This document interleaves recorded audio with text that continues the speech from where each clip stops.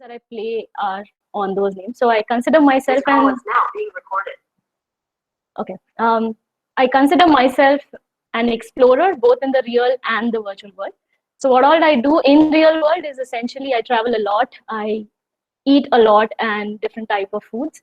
I try doing as much of crafting as I can do nowadays, but don't get too much of time. I used to paint a lot, which I don't do now. I also help a lot of people, so part of a lot of mentoring programs in general, whether in Zynga or even outside.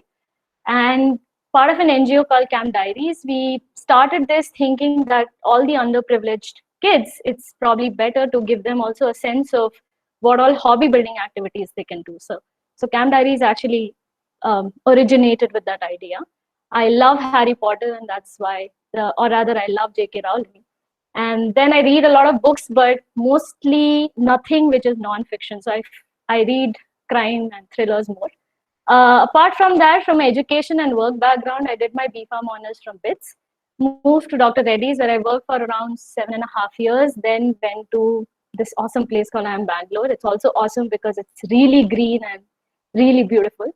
Post IIMB, I moved to Tech Mahindra, but for a pharma account, and then came back to Dr. Reddy's. That's so overall have like a 12.5 years sort of an experience in pharma overall. Before I moved to gaming. So this is a Zynga office. This is how the office looks like, which I'm missing pretty much in the last 1.5 years now because we are all working from home.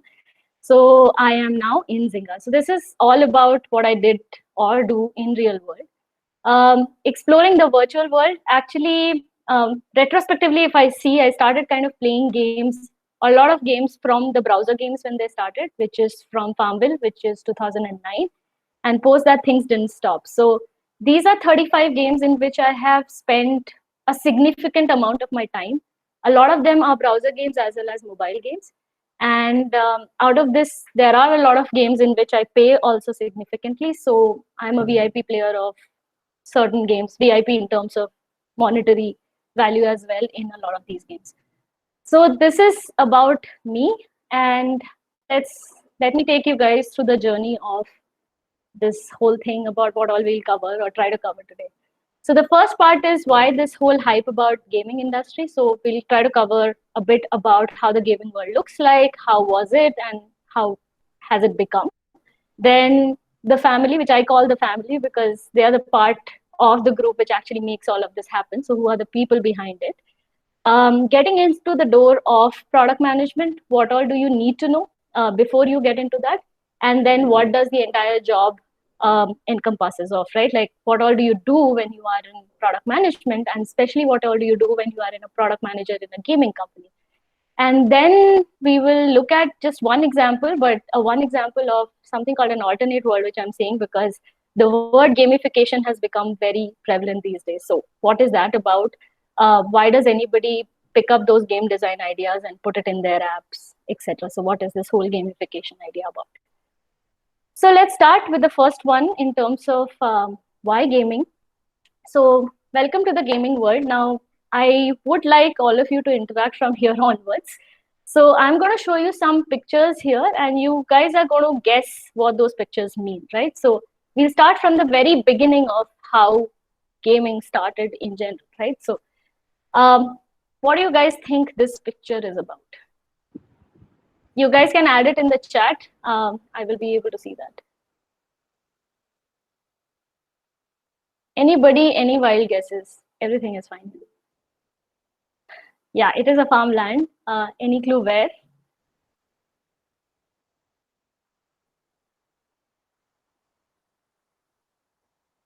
Okay. Okay, cool. Yes. So we got the answer well from Alok. This is Santa Clara Valley of California, and somebody actually said US as well. This is how it looked like in 1960s before it became whole Silicon Valley, right? It used to be prune farms at that time, and that was the largest export, and that's how it used to look like in 1960s. Cool. The next question is, who is this person? This might be a little tougher, but let's just see. Anyone?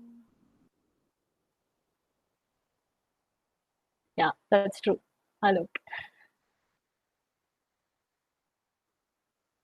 Okay, cool. I think this, like I said, it might be a bit tougher. Yeah, obviously he's related to gaming. His name is Nolan Bushnell. He is one of the forefathers of gaming because he created a company called Atari that is considered to be one of the first video game companies. Now, what did they actually manufacture? They manufactured something, and this is the first. It all started with Pong, essentially. So it's an arcade game in which you have like this whole ping pong ball which keeps moving from one side to other, and that's how you play the game. Um, what are these characters? What's the first character? Yoo-hoo. Yes, it is Pac-Man. Now, who can tell me where this inspiration of Pac-Man comes from? Like, what does Pac-Man reminds you guys of?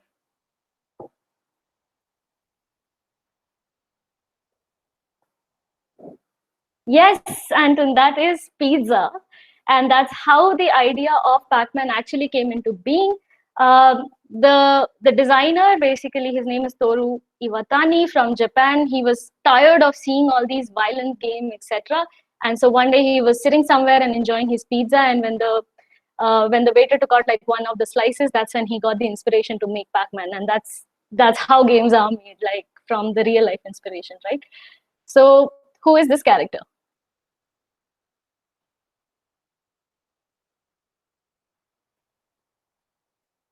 Yes, this is Mario.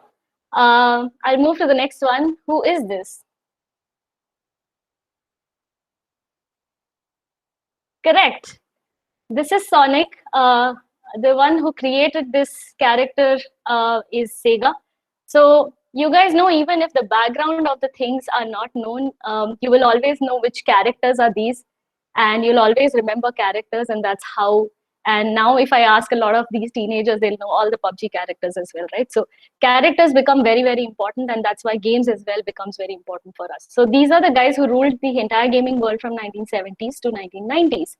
Um, how did this whole evolution happen? Is started with the arcade systems, which we all used to go and drop a coin and play, to something called home consoles. Like, if any one of you is my age, then you will know there was something called a Nintendo Entertainment Systems, where people used to play Tetris, yeah, all of that. Home consoles have definitely evolved over time quite a bit. Now you have Switch, PlayStations, Xboxes, etc. Then it moved to PC and desktop, where you download the content and then play on the desktop. And after that, it moved to something called a browser game. There was a time, this actually whole thing started in 2009 with Farmville coming into being. So Facebook kind of became synonymous to Farmville, and Farmville became synonymous to Facebook. That's how the entire concept of the browser games started coming. And now it has moved to mobile, and which is obviously going to stay for a very long time. So the industry basically became from being the smallest segment in the entertainment industry. By 2013, it had actually crossed the entire music and the movie industry in US. Now it's the largest sector in the entertainment industry in terms of volume, in terms of revenue, and also in terms of employment.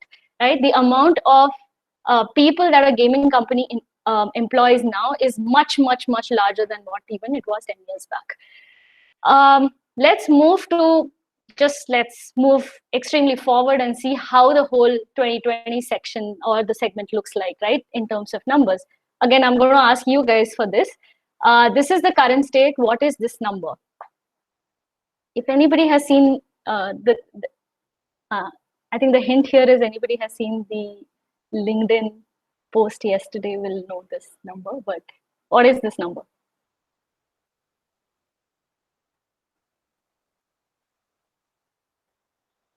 Yeah, well, I know it is 2.7 billion, but what is this number? Yes, it is 2.7 billion gamers in the world in 2020. Most of my numbers are 2020 based, so that's the number. Obviously, while we are talking, there are new and new gamers which are coming up again. What is this number?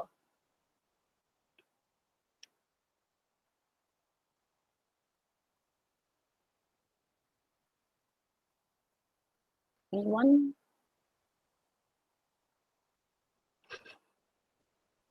Yes, it is the revenue of the industry. The global gaming market size in 2020 essentially is 159.3 billion. 13.6 billion actually got added in 1 year itself. And this, previous to this, it had happened once in 2016. We'll talk about that as well. And we all know why it got added last year like this, like one crazy number, which showed a 9% year-over-year growth, mainly because of pandemic and people were stuck inside the house. And so they landed up playing a lot of games, downloading, playing, and paying all of them. What does this number means? Or what can this be?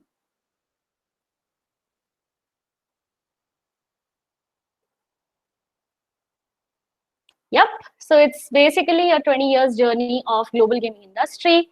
2003, we had the number as 20 billion. What is estimation of 2023 is around 204 billion. So that's essentially a 20 years of the entire journey of gaming. What are these numbers signify? A hint here, these are market shares. But whose market share?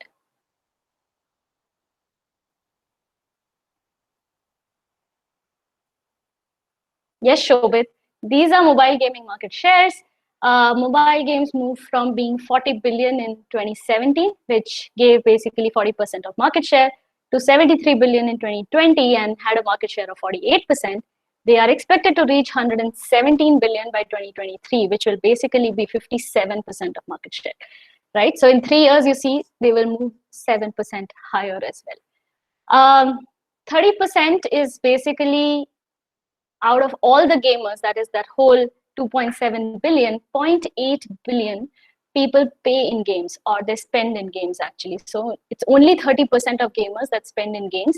And these are the 30% number, which is giving you a number of 159.3 billion market size. This is a number which basically represents the top 5% of players in games. And so before 2016, what used to happen is the top 5% of gamers used to give 80 to 85% of revenue. But post 2016, what happened is this top 5% of spenders in the game started giving 60 to 65% of revenue. So there was a huge surge of these casual gamer spenders who actually came into being.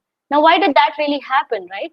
There's a lot of transformation which happened in terms of who is playing the game, in terms of definitions, etc. So player definition essentially changed from being hardcore gamers to casual gamers to mass market. These will still be the words that you might hear whenever you're talking to somebody who has been a veteran in the industry.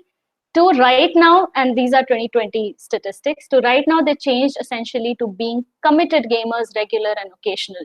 Because of the surge of the mobile which has come out, and you basically can play a game at any time that you feel like. Anybody who has in a week played more than 45 hours are called committed gamers. And now you see the numbers are like 60% of all the gamers in the world are actually committed gamers. So that's how the definition kind of moved. It moved from being what type of game you play to how much time do you spend in playing games. In terms of demographic, gender-wise, you see committed gamers, both males and females are equally distributed. Also by age, you will see an entire distribution range here. So anybody and everybody is kind of a gamer. So all these guys used to play on arcade, probably will go with friends, play there, will try to compete there at that time. Later, you became more and more mature in terms of playing gaming, and now you are basically competing with maybe 10 years old or 12 years old, and you're probably still losing, right? So that's how the entire gaming structure in terms of demographics as well has changed. And also it has changed in terms of payers, right? So male and female definition of gamers, and now there are females who have increased in terms of the payment that they do, as well as being these top 5%, they are specific genres of games where they are really much higher than even the male counterpart. And whereas in 2003, the story was completely different. The male ratio was around 3/4 of the entire thing. Now, the average age of players basically have moved to becoming 36, around 36 years to now 25 to 30 years. So this is the entire change which happened in gaming. Also, we saw some of the numbers. So anybody who says that, hey, there's no money in gaming, then I don't think that's the case at all. So if that question ever comes up, so that's not the reality at all. And like I said, they are still one of the biggest chunks in terms of revenue, volume, and employment is what gaming has become. Let's move on to the next part, which is basically the family, right? Like who all actually do this? Who are the people behind this, right? That's what I call my family as. So let's meet the team. So the first members of the team, and what I'm going to take you guys through are the core members of a game team. And then there are functions which actually support this entire game team. And depending on like where in the game does this fall, the team structure might change. Which gaming company that you belong to, the team structure again might change. So it's not universal that this has to be there, but more or less these are overall the roles. So first are game designers. They are essentially makers of the mechanic, the narrative, the characters, and they are the storyteller of the entire game or even the events or features which happen in the game. Next are product managers. Of course, you see this one MBA suited chap there, but product managers are essentially captain of the ship who also need to deliver the revenue or any other metric which is committed, right, to the business. Artists, animators, they are essentially the creators of everything, and they bring every of these things, every of the elements of the game into life. If you have played games like shooting games or PUBG, all of that, right? So you will actually relate to characters also a lot more, and that's the work of the artist. What we spoke about, right? Like the whole Pac-Man, um, Mario, all of them are created by artists. So that's how more or less this is. UX designer, who are architects of the entire player flow. They create prototype and they map out the entire player journey. Programmers, who are the builders or the back end of the whole code base, etc., is what they do. A lot of people have this misconception that when we talk about gaming, these are only programmers or only engineers who basically make games, but that's not true. You need to be able to design something, you need to be able to put a character, you need to give a story to the character, as well as you need to think about the entire way a player is going to interact with this game, right? Programmers, what they do is code this and actually make it available for everybody. Testers or QA folks, they play all day so that they can break the game. They are the identifiers or the gatekeepers before anything kind of goes out in the market. Then there's one more role, which is a very balancer sort of a role. So they are the ones who balance this entire madness which is happening around them, making sure that the delivery timelines are met and they are met with quality, right? So they are kind of the mommies of the entire structure.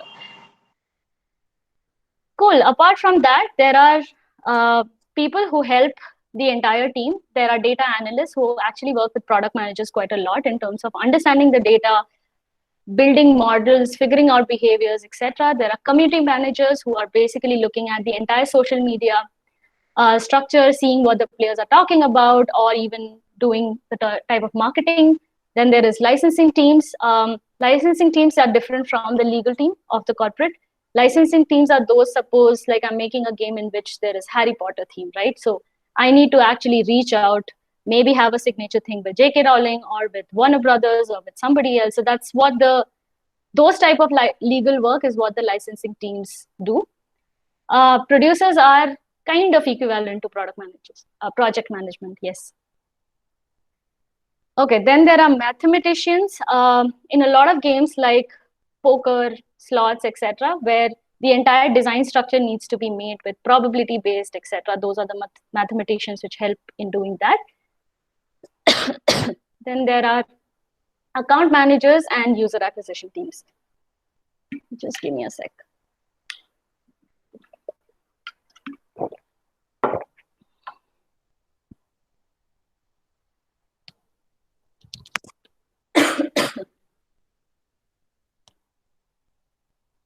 I am just going to... Okay, sorry. Am I audible now? Because there's something which happened. You are audible.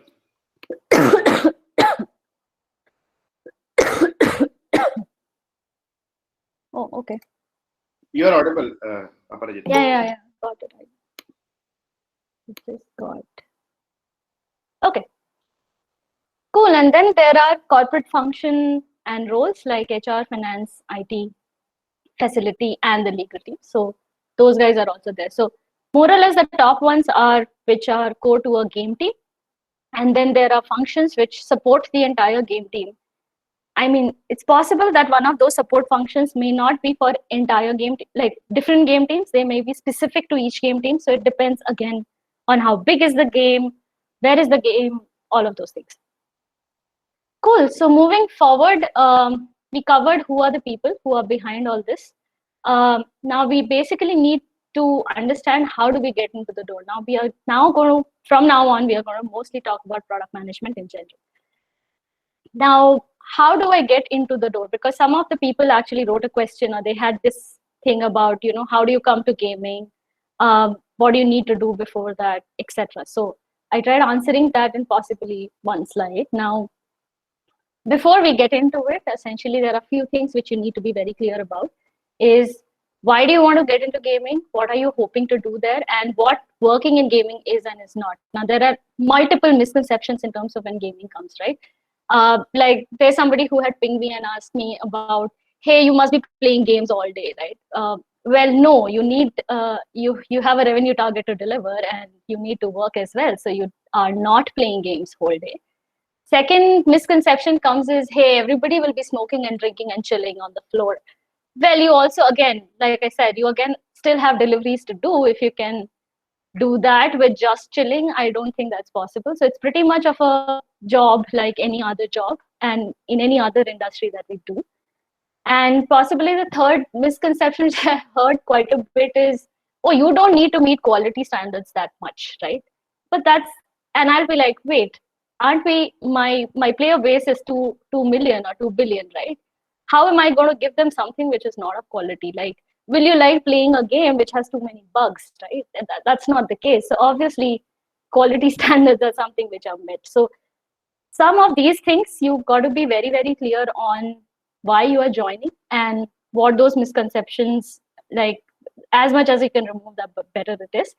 Now, there are essentially, let's see what she has to say. So there are two ways to basically become a PM in gaming. One, you are a product manager in any other industry and you move to gaming. And the second way is you play a lot of free-to-play games, a lot of them with a critical lens, and then you land up being a PM in gaming if you have an MBA or any other business degree, right? So the first one is always an easier way to move. The second one is a harder way to move, and that's how the reality is. How do you basically make connects? That is network, gaming events. There are a lot of Discord discussions, etc., which happens. Career websites, well, yeah, obviously. Gaming companies really want talent and not fans, but if you're both, then it's better. Now, it's a very important thing because a lot of people who put up assignments or come in terms of, hey, I want to connect with you because I play this game and I'm very passionate about this game, etc. That is fine. It's good to have fans, but then we definitely want talent, and that's one of the basic stuff, right? So like I said, it's exactly same as getting a job in any other industry. What about the interview, right? So a lot of people, when they come to an interview, they start talking about, hey, in this game I scored this much and then I changed the strategy and then I scored this much, etc., right? So you basically, again, like any other industry, when you give an interview, you talk about your achievements. You got to talk here as well, not just your high score. Pre-interview assignments are extremely important, and most of the gaming companies actually do not rely on resumes that much, but rely on the assignments that you do. Then while in the interview, it's for a PM job, it's always about understanding what the problem is very clearly, describing that, put down actions, and then put down results of why will this action actually give you the result that you are looking at, right? So that part does not change at all. And it remains same for any I think whenever you interview for any PM in any industry. Let your knowledge show, not just your passion. And also, final thoughts before getting in is McDonald's. Well, we do like eating burgers and fries, etc. once in a while, but when you start working in McD's almost the whole day, 24/7, and you are smelling that same frying of burger and the fries, I don't know how many of you will enjoy it later, right? So that's what kind of happens when you get into gaming. You may actually start reducing playing what you used to really love playing, right? So that's actually, it's very possible. And from my personal experience, this actually happens. And so knowing that, knowingly get into it. So that's how more or less the thing is. So now once we have opened this door and we are moved inside, now what is this entire job of a product manager about, right? Welcome to the world of product management, and that's how the office kind of always looks like. We all haven't seen it, but the desk and chair still remains the same, right? So welcome to the dark side of things now. So it's never going to be like screens everywhere where you can play. And most of the times, it's the most important role of a product manager essentially is to find opportunities. Now, how do you find them? Where do you look for them? Is different for different industries, but almost all product manager in any industry try to find out opportunities or solve for problems. Um, they are always basically the center of what the business wants, the design or what the UX wants, and the technology. That's where product come into being. And almost all PMs across industries will have the following roles. They will be the visionaries who will decide on the strategy, roadmap, goals of the game or any other product that they are handling. They will be the prioritizer who will figure out, with respect to the business value, is my org effort justified or not? So the ROI of everything, along with balancing the user experience. The user can be anybody. I can be a user of an Ola app, Uber, Swiggy, or a gaming app, right? So balancing that along with this ROI calculation is what they do on a very regular basis. They are the keeper of the voice of what the player or the user is talking about, the business and the vision of the entire thing. Influencer, because they need to definitely work with a lot of other cross-functional teams, either push for decision or take decision, depending on which level of PM that you are in, and share the learnings with a larger org as well. Metric geek they are because they need to know metric really, really well, find out opportunities and translate those opportunities in a very tangible solutions which can come up. And then in gaming, well, in other products as well, the UX factor becomes very important, which is basically called design. For gaming, this part becomes a little different. You just got to find out more of, or little different, I'll come to that different part, but more or less, it's about user personas, finding out the target segment, why are you doing certain things for that particular target segment, etc. So this is entirely overall the roles of product manager, which are common across all industries, right? So then why am I essentially taking a session for you guys for product management in gaming? So we will now get into a few of those things which are different in being a product manager in gaming versus any other industry. And the first difference basically starts from the question that why do people play games, right? Because, and as a PM, why do I really need to know in terms of why do people play games? So who can tell me what this molecule is?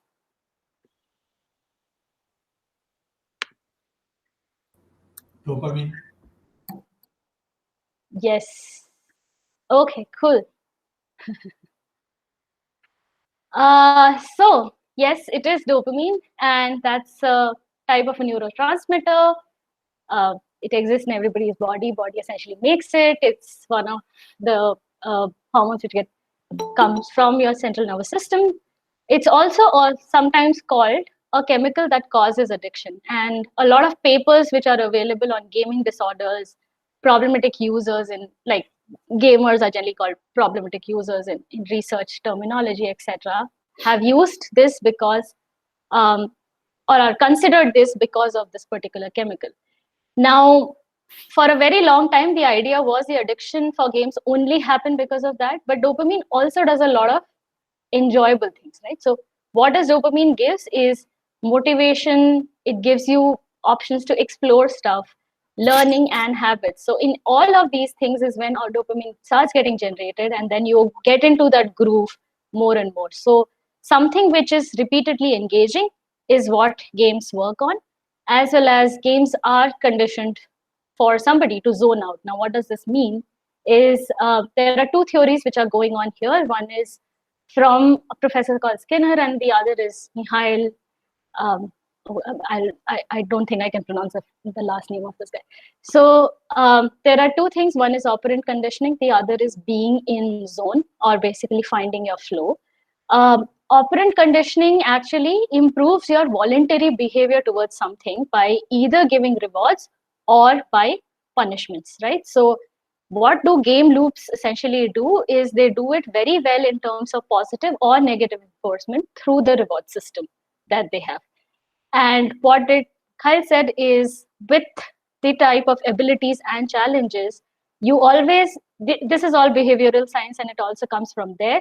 It's just that, and it's nothing to do with games, it's just that gamers were found to be in that whole zone out or the flow mode. That is, they're extremely focused. And when they're focused, they're extremely happy about doing what they are doing.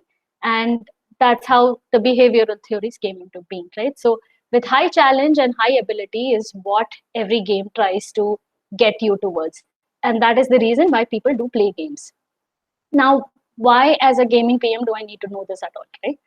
So, well, for gaming PMs, it's always about solving problems and translating these opportunities very creatively, which elevates the business metrics. So for that creative part, you need to also understand in terms of why somebody is playing a game. And that's why all the theory that we discussed. Also some basics on gamer motivational models. Now, this is a consulting group called Quantic, which actually put down a lot of things in a much nicer summarized form. These are the reasons why a particular gamer plays a game. Now, a particular game can have one of these elements as the main element and the rest of them as the auxiliary elements. Or it can be based on 3 or 4 elements of these. So more or less, most of the games kind of fall in these categories.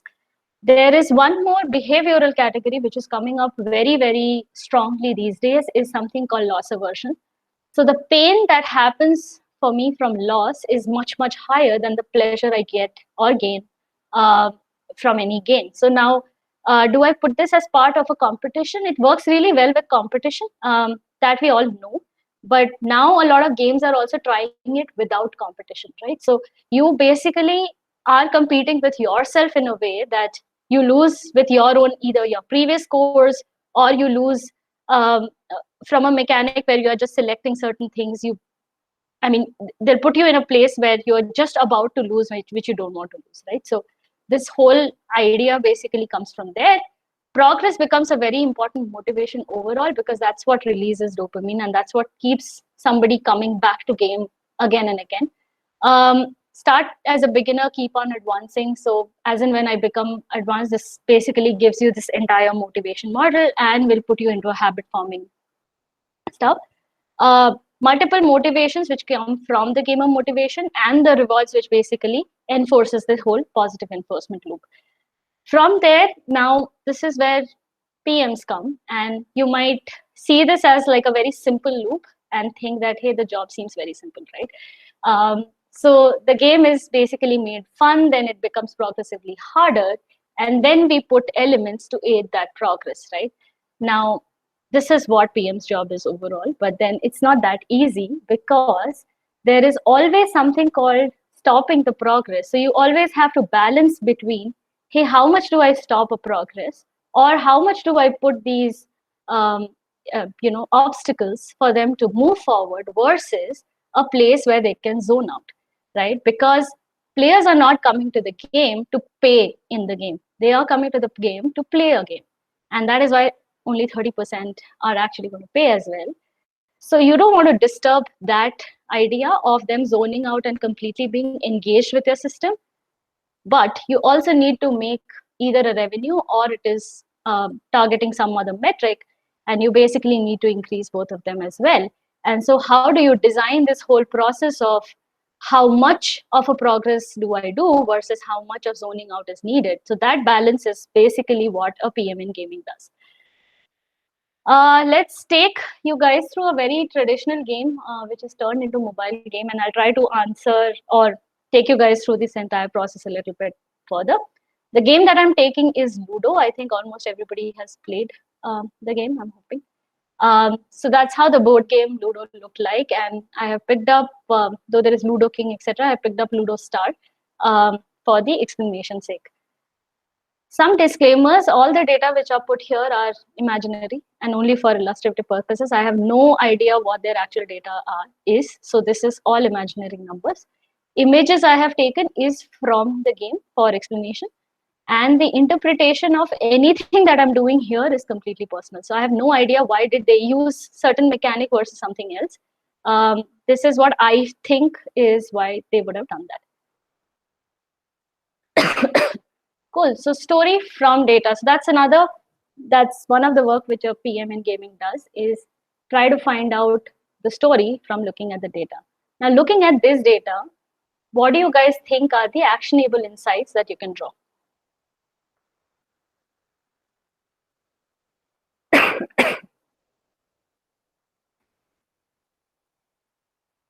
Go on, you can put it on the chat like before.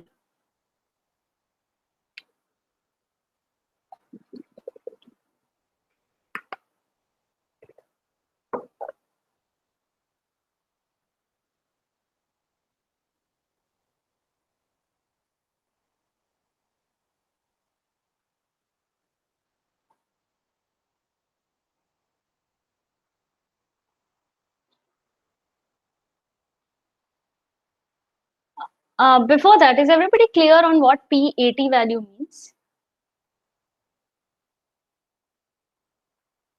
Is anybody not clear about what? Okay, cool. Okay, cool.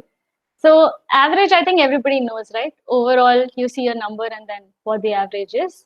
P80 essentially means a percentile value. So like how percentile is defined is your 20% of players' values or data is essentially the right side column. That's how to read so there's an average number and then there are the 20% players number, which is on the right hand side. Okay.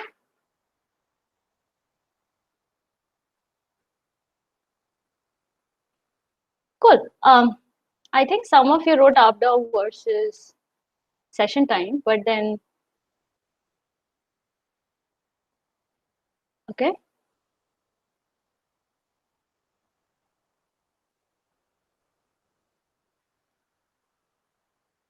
Okay. Okay.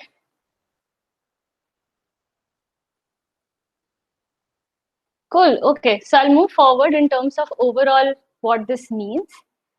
So it means that 20% of your players come to the game 7 times, and each time they come, they play up to around 25 minutes. However, interestingly, those who play with lesser intensity actually win more games. Whether the number for a P80 as a 7 is correct or not, again, like I said, I've just put the numbers. These are imaginary numbers. So it's possible that that's probably not a gold standard when you check it with respect to other games of the same genre. But overall, with this data point, we can definitely confirmly say that people who play with lesser intensity win actually more games, right? Because wins per session per player is much higher for them. The second thing that we can figure out is that the answer basically probably lies in the fact that they probably play a lot more mini games than those top 20% players.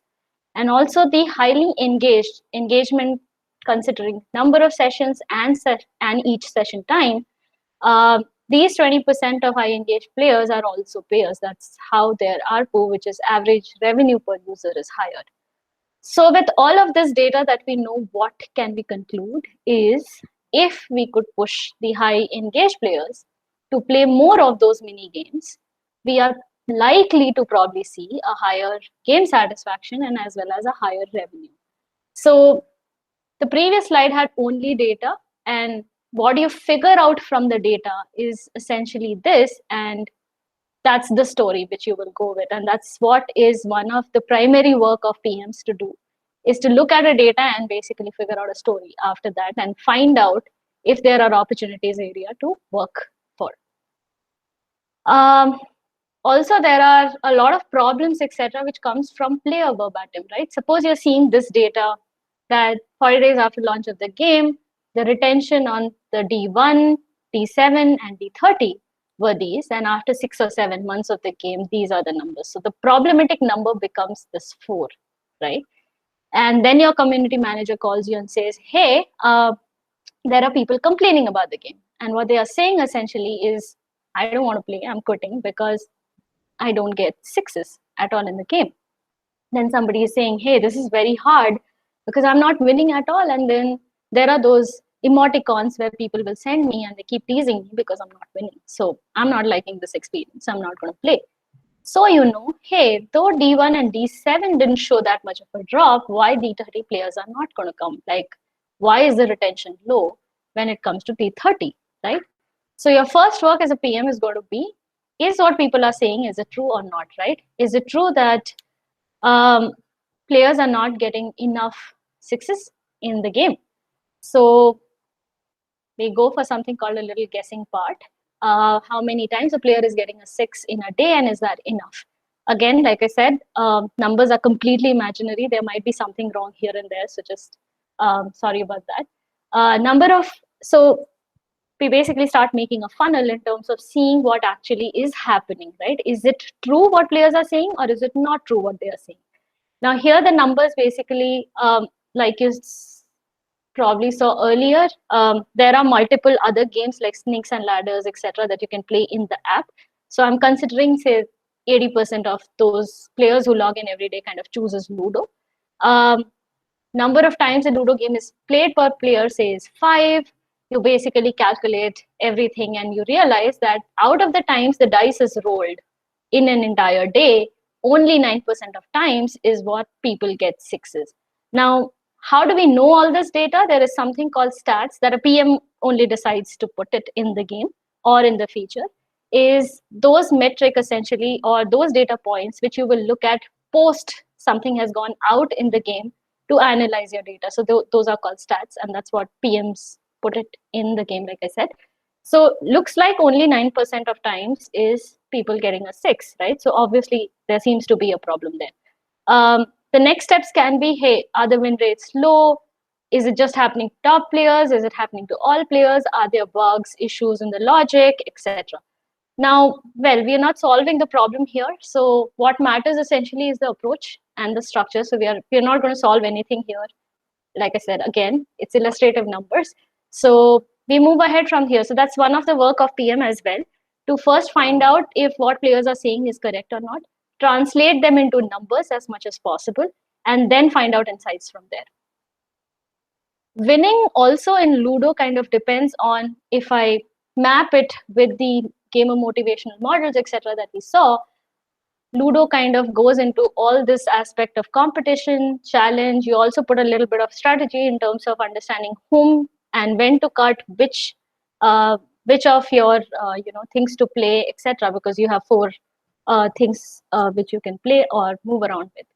Also in Ludo, the game, the pain from loss is much, much higher, because if you're just going into and getting into your home thing, and then somebody cuts you, and like it's like you have to start all over again, right? So that pain from that loss is extremely higher in Ludo again. So something which basically a positive reinforcement which can help in terms of improving this entire structure is going to be actually good for every player, right? So we give a reward for them to not getting the right number maybe, and that can actually help. So adding something to the core loop or enhancing the core loop will help. Now I used a word here which I haven't used before, which is, what is a core loop, right? So again, there might be some designers here as well. For them, this is probably a day-to-day stuff, but a PM definitely needs to understand this, also needs to know this, at least definitely for a gaming thing, because you can't do anything. Like, you can have these awesomely great ideas which might make a lot of money, but if they are not equivalent or going with the core loop of your game, then the players are just not going to engage with it, and that's the truth, right? So what is a core loop? A game core loop is something which is modeled in a way that it looks circular, just to communicate the entire repetition. This is the most central loop that also drives the habitual satisfaction in a game, right? So that's what is called core loop. How does it look for Ludo? When for a board game, how does it look like? Is I roll a dice, I wait for the turn, I get the right turn, then I roll the dice again, and then I move. In the mobile game, how does it look like? Same core loop overall. Are you guys able to see the slide, which is the core loop of Ludo, or are you still seeing the previous slide? No, we can see the core loop of Ludo. Okay, okay. Didn't update here, so it's not. Okay. So wait for the turn. What you're gaining here is a plus turn or your chance to get the right number. With moves, you're gaining progress and XP. That's how the mechanic of the game is. And with rolling of dice, before rolling of a dice, you're also placing a bet in terms of how much of winning you will get or how much of loss you will have, right? So that's how a little bit of a difference between the board game Ludo and the mobile game, though the main mechanic of Ludo still remains same. The gameplay progression in the mobile version is essentially you come to the game, you select on, suppose I select on the 2 players one. I move to the screen, which actually asks me to put a bet, that 4K, 2K thing.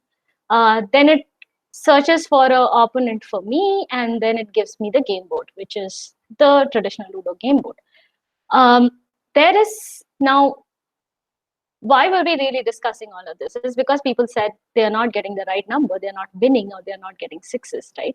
So now let's look at the user story from different lenses. Now, from a player lens, if I look at this, what do they want? They essentially want a better chances to get the right number, whether it is a 6 or some number which will help them in terms of winning or, crossing the opponent's points, so that they can enjoy more win moments, right? Anything is a win moment here. Anything which is basically taking out your thing from inside your house or even cutting somebody else's thing. As a designer, what I would like is to upgrade this core loop so that I can add more layers of enjoyable complexity or even help them with this whole positive enforcement loop. As a PM, what I would want is to upgrade the loop so that because of that positive enforcement, I can increase my engagement metric. Engagement is engagement, the number of people who are coming to the game, the retention that they have, and engagement with this particular feature. And also, I can add new monetization pillars, which will give me revenue from this, right? So these are the 3 ways, though it's the same problem everywhere, it's looked at from different lenses, and that's how something is to be solved for. Now, I think the previous slide, you would have seen something. Okay, let me go to the next slide. And that's how probably the undo feature actually would have come. What is this feature is if you are not really happy with the dice roll that you have done, you can actually change it and click on the undo. And some PM somewhere would have said, hey, why should this be for free? Why not we put a monetization pillar here and add a premium currency with which you can buy this, right? Now, is the price 2 okay or was 10 okay? We'll come to that as well. But essentially, you are not satisfied with your number, you have now a chance to change that number. And that's how a player can engage a lot more if you give them a chance to change the number, right? So a player doesn't like the number, he can undo. This increases engagement, increases win moments, and also this will monetize, right? But now a question comes is, should a player be allowed to do this all the time for everything, right? What is the problem if a player can do this all the time? It will become predictable. That's one. Is there anybody else who wants to say something? It would be unfair for the players who are not paying. Correct. So it will be unfair for the players who are not playing, and also there is no scope of that whole Ludo is also about a bit of a chance, etc. Right? So you kind of lose it completely if a player can do this all the time, right? So let's make it fair for everyone. What will you do is, or what they have done is put a number of times that you can use this undo. So you can basically use it only 5 times. And also within a particular time frame is what you can use the undo. Like within that 2 seconds, you have to click on it. Otherwise, you're not getting it, right? So you basically actually make it for people who are those 70% of folks who do not pay in the game, and you design it this way. Okay, sorry. The content seemed to be blocked after this. So how much money or how much will you guys pay to unlock the next part?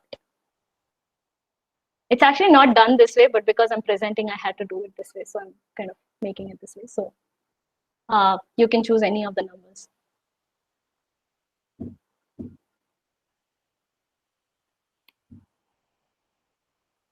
Okay, nobody wants to move forward. Okay. Others?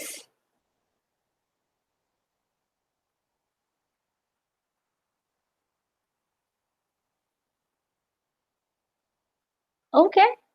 Is everybody choosing the first one because it says higher discount?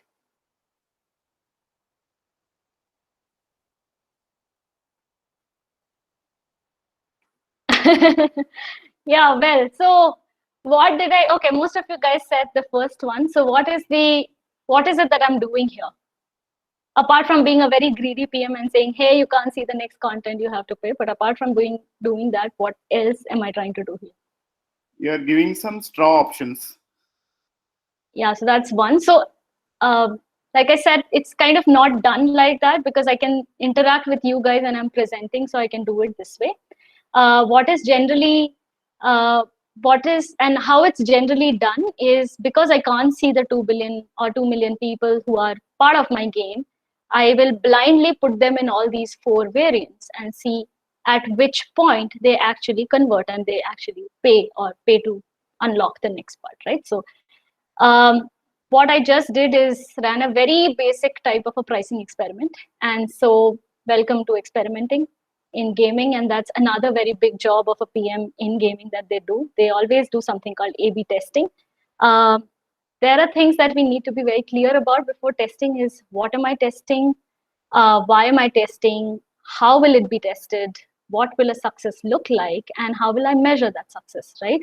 So it's not, you can obviously put ABs for everything, each and everything, but do you really need to put it, right? Which is the part which actually will break or make your system and which is the part which you really need to know? Like in this undo case, maybe not giving the option to everybody probably will be the first step. Second step will be to know which pricing works, right? So those type of experiments. So again, taking Ludo as the example, especially for this feature called undo, the impact of increasing chances to get the right number. That's what am I testing? Why am I testing? How am I testing is by adding that undo and probably ramping it to say 50% of player population first at different price points to see where do I get the best conversion from, right? And how does the success looks like? That's basically, do I retain people more? Which is the number at which they convert, etc. And depending on that, we basically find out the primary and the secondary metric. All of this work is kind of done before a feature or an event even comes to life, right? So a PM will be doing all this work much earlier. So in summary, we basically find insights and story from the data, know why players are playing, the reward enforcement of that reward system kind of reinforces the dopamine loop. You always need to balance between difficulty, stopping progress, and zoning out because players are not coming to the game to pay you, but they are coming to the game to play, right? So this needs to be integrated and balanced really well. Think about stats in terms of what data would you want later and also experimentation ahead. And then after everything is launched, it's just about analyzing the metric and finding out more and more opportunity. Either something needs to be solved for or something can be enhanced, right? So both the things. We are in our last segment. I think I'll take just 5 minutes more because we started a little late. So this is the alternate world. Basically, what is gamification? I have put down only one example here. But before that, why do you guys think that these game design tools are used by non-gaming companies?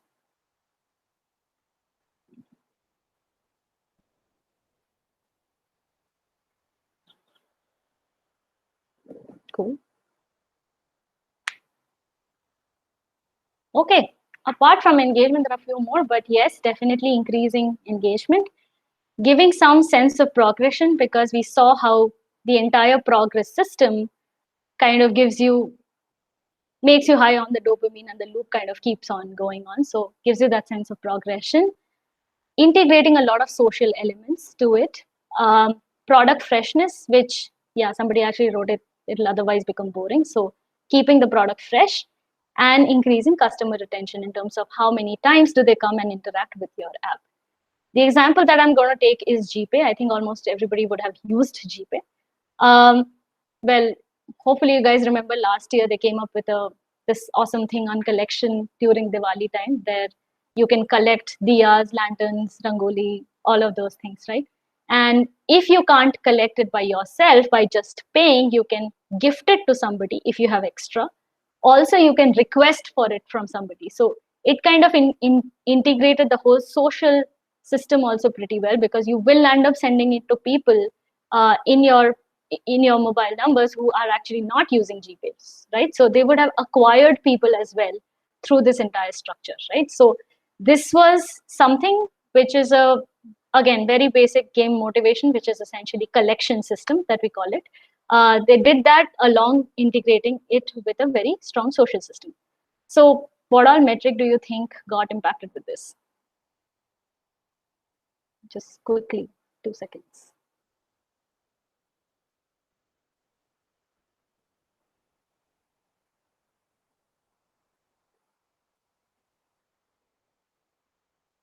Okay, DAU, referral both, yes. Referral will basically give you DAU.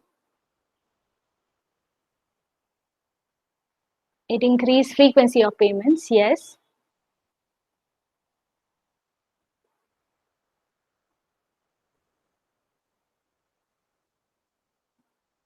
Yeah, so it did actually both, right? It increased your engagement metric, it increased your number of people who are coming to the game or the app, and it also increased the frequency of purchase, right? So it actually would have increased revenue and engagement metric, as well as the number of people who are coming to the game, right? So it kind of tried doing all of this through a very simple system, and that's also another reason why the game designs are kind of used by the non-gaming app. After this, they made something called a permanent system. Well, we call it a permanent system in gaming language mostly. They have something called a milestone progress, right? So you keep paying, you keep on moving different milestones, and something which you earned yesterday, they will also give you info about what is coming next and where will you get the next one, like whether it's 2 steps away, 3 steps away, etc. This is entirely to increase your frequency of buying something through GPay. Upcoming rewards, it actually gives you the entire structure of it. So they reward you for being loyal, they reward you for variation, they reward you for consistency. Also, they quantify the payment through which you will get it, right? Not everybody and all type of payments. Otherwise, people will keep sending 2 rupees and keep getting these rewards. That's not the case. There's a minimum transaction value for this. This also resets every Monday, right? So you are ensuring that you keep on, you control the economy from your side, as well as so the cannibalization that is reduced, as well as what you're trying to ensure is the D7 retention keeps on being maintained at a healthier level. Also, the effort to reward ratio, so you keep on giving them a motivation to spend in through GPay, and that's how the entire structure is created. So this is a thinking task for all of you. I don't need the answer for it.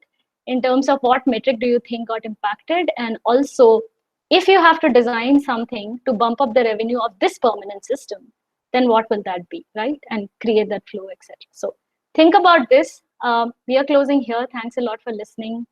Any questions which I haven't covered, probably was there in your list, or any other questions, please go ahead and you can ask.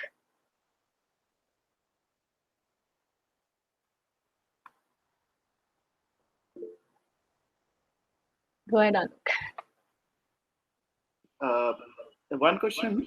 Thanks for a great, I mean, there are a lot of things to learn from this session. Maybe before we leave, I will summarize that. But one question I have, Aparajita, because we are also working in a lot of gamification stuff often. Yeah. How do you start from scratch as a gamer? As in, what my question is, should we look more in the aspect of motivation, or should we look more on the aspect of the story itself? Or should we look more from the point of view of data? Where do we start actually?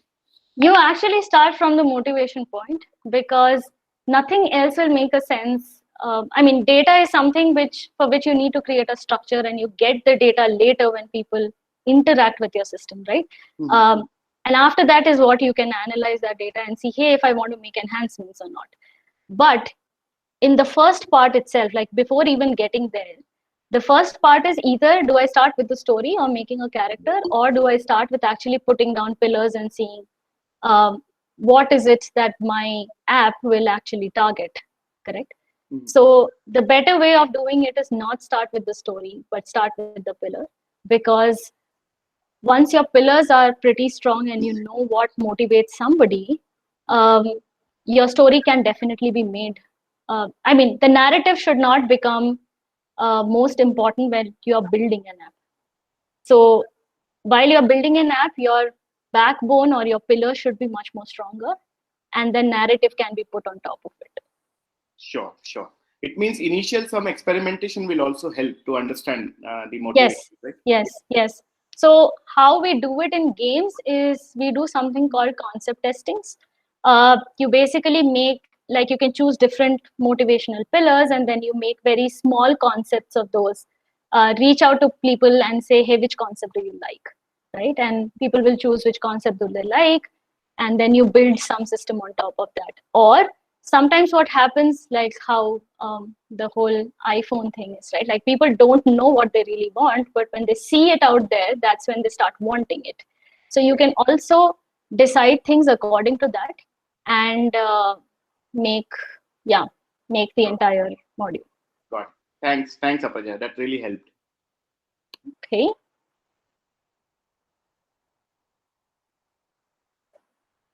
Anybody has any other questions?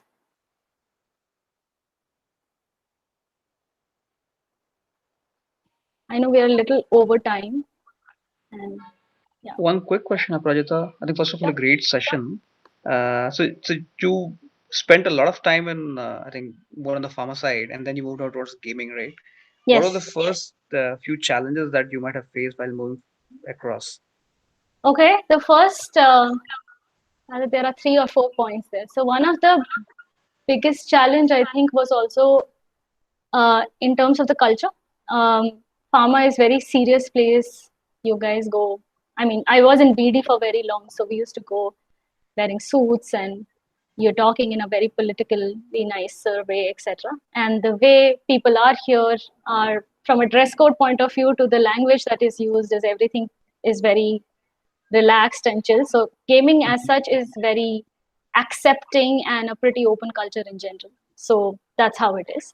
The second, which came because of the product management piece, is understanding this whole real-time data. So a lot of manufacturing, and I think it's a problem with the entire manufacturing setup, not just with pharma, is you don't have so much of real-time data available, right?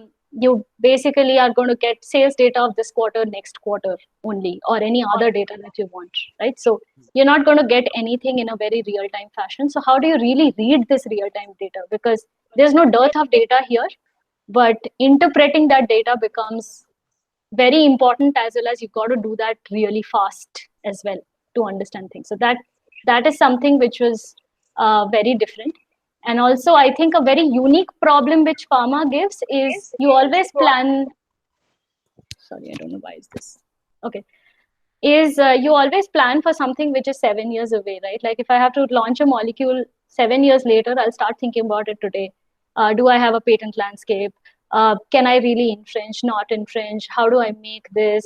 Then it has to go through this whole regulatory approval process, which will take 2 to 3 years, etc. So that's something which is very unique to pharma. And whereas here you are actually making a rolling forecast for every, like this quarter, I'll maybe making a Q2, I'll be making a forecast for Q4, and then it kind of keeps rolling, right? So depending on the type of a game, but the cycle of the forecasting is really fast. So yeah. Understood. Thank you.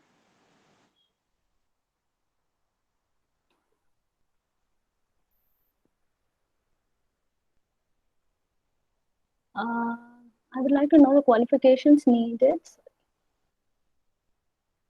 Qualifications needed to getting an internship. Okay, so either you are an already existing analyst, or you are already an analyst or a business analyst role in any of the industry. That's something which gives you an internship. Or if you are fresh out of college, then you need to either have something like a business degree or an MBA. Any type of any other business degree or an MBA. So these are kind of the qualifications which are needed to get into PME. how technically well versed does a product manager have to be? If you mean again, so a product manager in gaming doesn't have to be too technically well versed, because the bigger part of the idea is to give enjoyable complex stuff to players, and that's where my consumer is very different from any other industry. Whereas when it comes to any other industry other than gaming, whether it's Cisco or something, I think there a product manager will need to be more technically well versed. But in gaming, you just need to understand why this technical problem and essentially what does it impact, rather than understanding the product layer itself well.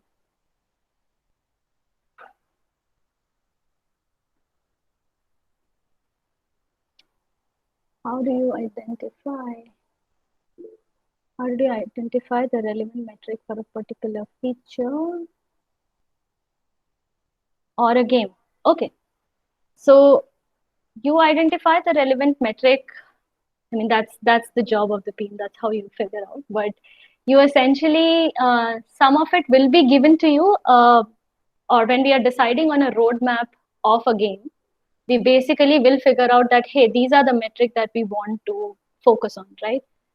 Like for an example, it's not always revenue, but say, hey, I want to get more and more players back in my game. And because I can't get newer players or I can't acquire newer players, I am going to use this whole referral module very well. So what a gamer, like if I see this feature, right? Somebody would have told this PM essentially, hey, how do I get more and more player back without even paying for those newer acquisitions, right? And so you essentially build a metric or build a system which can do that effectively, the whole of referral. And then you know which metric you are targeting. Essentially, it doesn't start from, hey, I have built this, now how do I put a metric? Whereas it starts from, this is the metric that I want to target, and this is what I want to see increasing. Now, how do I build something on top of it? That's the difference with which a PM works. So we never work like, okay, I made something and now let's figure out the metric for it. No, you know which metric you want to target, and that's how you build the feature. So there are more questions. That was for Priyanka. What personally? Somebody raised a hand also. Oh yes, yeah. Can I speak? Yeah, go ahead. Oh, okay. So first of all, good afternoon, ma'am. It was a great session. Oh, thanks a lot. You don't say ma'am. And okay. And secondly, ma'am, my question is not directly related to product management, but it's just a question I've been pondering over since my childhood. So I've played a lot of games like Cityville and Farmville. Okay. And I've noticed one feature which was never talked about. Like each game has a kind of financial system, right? Like you get to earn coins through the revenue which are generated by the shops which you own in the game. Yeah. And if you don't have enough coins, you end up paying for it through actual money. Yes. Why is there not a system for, like actually giving some kind of loan within the game? Like that can also probably increase the gamers retention. Mm-hmm. So like, it's just an idea.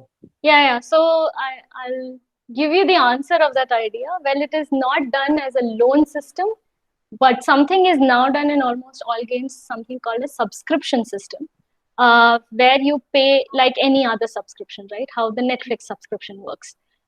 You have paid as a one-time thing, or your credit card you have entered as a one-time thing, and you keep on gaining rewards of it every week. So you don't really have to pay for it each and every week, but you pay it only once, and then it kind of gets deducted every month from your credit card. That's something which is now done in most of the games. Not really a loan system, yes. In one of the games, I think MPL, they give you some money for playing. I mean, a very small amount of money or something. I mean, so in a lot of mobile games, right? By doing your normal actions or normal game actions, you will earn the premium currency, but at a much lower rate. And obviously, this is to engage the non-spenders in the game as well, because they should not get stuck everywhere, right? So to encourage them to keep playing systems, some bit of premium currency is always given to them in most of the games now. There are very rarely now games which don't give still premium currency. And yeah, but then if you want to buy more, then you definitely have to pay. That's how it is. Okay, we had some questions here. What personally can be done if a person is coming from a complete different career stream? Natasha, would you like to just explain this a little bit? Completely different career stream means?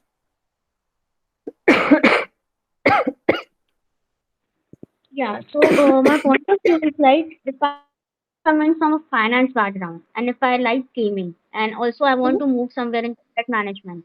So should I particularly select my industry? Like, I mean, I can do some courses. I can get into product management by doing some projects, personal projects, and get into a particular industry, which can be fintech, which can be some other. But knowing that gaming product management manager is somewhat different, so should I start take up the industry first and start doing some projects? And if I'm doing something, then how should I move ahead? Okay, so doing some personal projects is anyway good, right? For you to understand something from a very, like I'll give you an example. So we were interviewing some candidates, and one of them has actually, she had been an engineer, but while she was an engineer or a programmer, she actually developed a very simple mechanic of how will, like a learning tool sort of a thing, right? But with that, she had kind of figured out all these terminologies in terms of, hey, when do I put an obstacle? When do I not put an obstacle, right? So doing anything by yourself will always, give you that confidence more than anybody else that, hey, you can tackle this. But coming from a finance background, is that possible or not? That is definitely possible.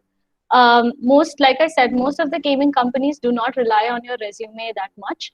They will rely on the assignment which is given to you. So the assignment will always be something like, how do you increase this metric in any particular game of your choice, right? So you need to understand your game well. You need to understand that metric well. Also in terms of what are these possible options of increasing it, right? So most of the things, or the interview call mostly comes after that assignment is kind of judged. So it is that's how it is. So is coming from finance background can be done? Yes, it definitely can be.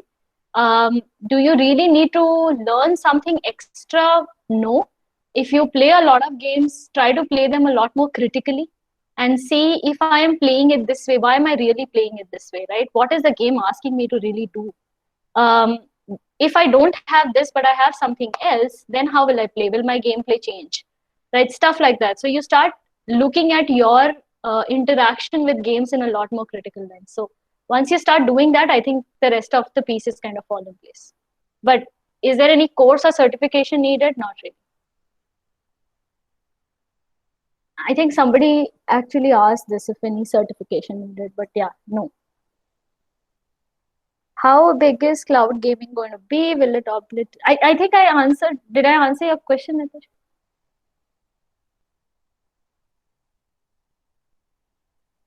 I'm taking the I don't think you have answered that yet.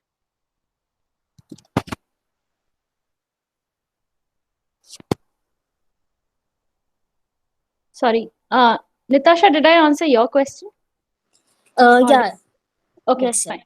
Cool. Then Ishan has asked, like, within the gaming space, how big is cloud gaming going to be? It will be big. Will it obliterate any need of pricing hardware? That depends. But will this be big? Yes, it will be, because what is most important in being cloud gaming is you can interact with anybody and everybody, right? So your entire market becomes really large. Will it completely obliterate home consoles? Most likely not, because the home, like we saw from Nintendo Entertainment System, the way it has come out till Switch, right? The way we work is different, but also a lot of gaming companies now are trying to build products for cross-platform, like something which I can use on cloud. It runs on browser, it runs on iPad, it also runs on Switch, right? So most of the things are kind of getting, from now on, most of the gaming companies are kind of focusing also on cross-platform things. So it will definitely become big. This is for Ishan, but it most likely won't obliterate the entire market of home consoles. So that will also remain. There are advantages of both, right? Like home consoles are also played by, say, family, right? It also gives you different other sense of bonding and stuff, right? So essentially, that's why both will remain. How much of the market share each of them will have will definitely be different, but both of them will remain same. No, Shamik, I did not apply to Zynga proactively. It happened because I play, or like I said initially, that I am a VIP player of some of those games, like in terms of, I am a spender, so that's how I spend. And Zynga kind of happened because they reached out to me to understand or get the feedback for the game. And I landed up talking a lot more than probably needed. And they were like, hey, you seem interested. Do you want to apply? And that's how the entire thing happened. Cool. Next question is, being B2C model, how did you gain access to databases? And how did you churn it to make it a fruitful one? Gain access to databases is exactly what?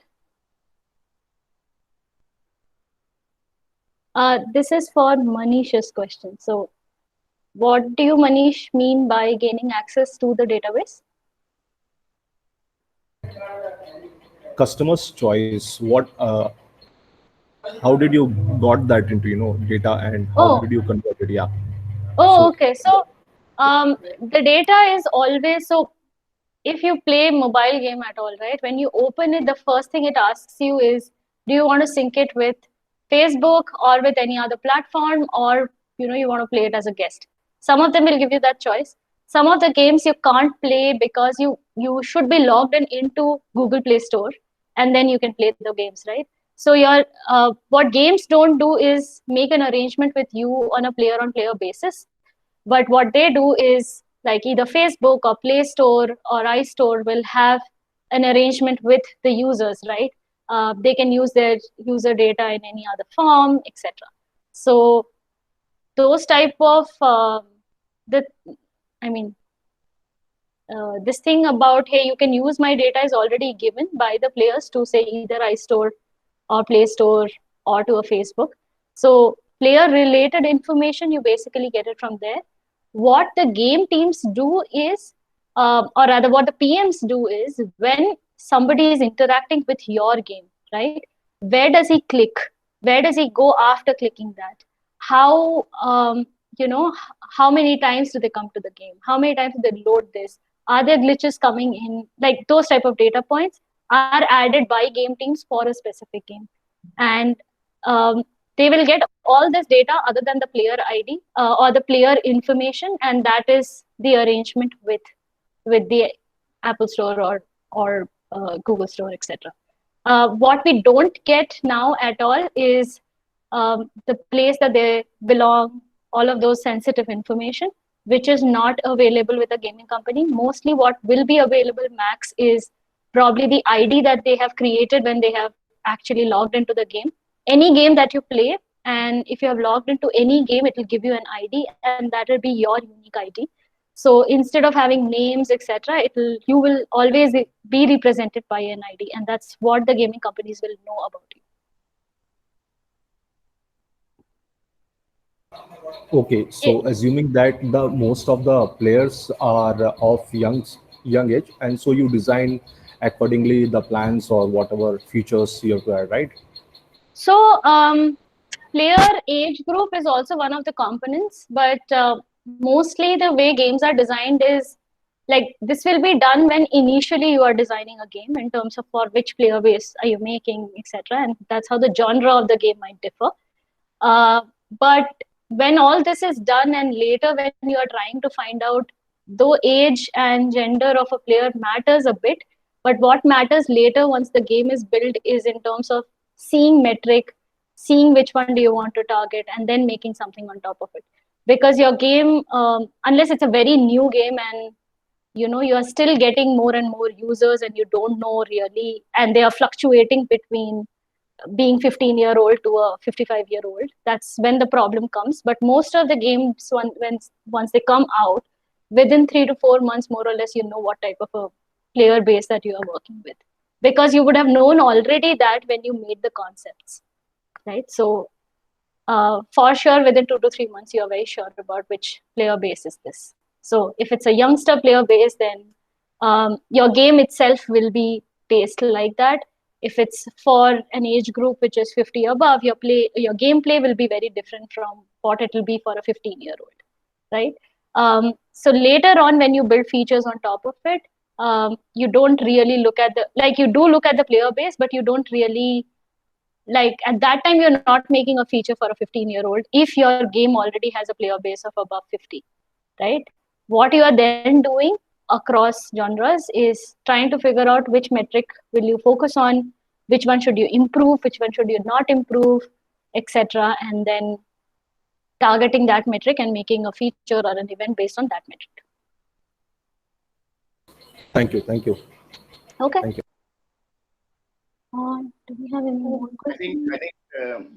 I think people want to interact more, but we might now have to put a stop to all the questions. So, if you have any questions, guys, please shoot us a mail and we will definitely get it resolved through Aparajita. And thank you very much, Aparajita, for doing this session. And a lot of takeaways. One, it was new for a lot of us. That is one. And understanding a totally new industry and getting into the the nitty-gritties of how a product manager in gaming industry is actually different from the other this thing. And one more thing which I really liked, and I would suggest my viewers to really consider is those case studies, because those are kind of a preemptive questions which you can get in your interviews as well. So just go through those case studies. If you are a product manager of a Ludo, how will you solve that problem which Aparajita has given through some hypothetical numbers? Right, that will be a very interesting exercise for you guys. And if you have any good answers, please let us know. Maybe we can build a product together.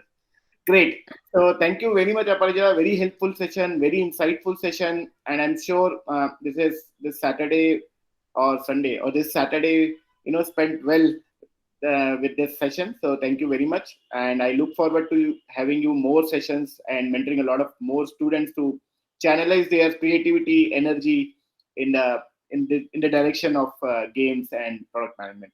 Sure. Thanks a lot, guys. Thank you. Thank you so much, Suruta. Thank you. Thanks, Suruta.